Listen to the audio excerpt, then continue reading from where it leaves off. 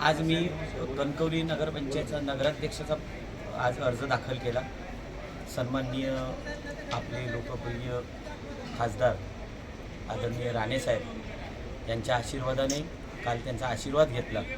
त्याचप्रमाणे प्रदेशाध्यक्ष रवींद्रजी चव्हाण साहेब, आपले लोकप्रिय पालकमंत्री नितेशजी राणेसाहेब आणि सर्व भारतीय जनता पार्टीचे सर्व नेते मंडळींचा पदाधिकाऱ्यांचा आशीर्वाद घेऊन आज मी माझा उमेदवारी अर्ज दाखल केला।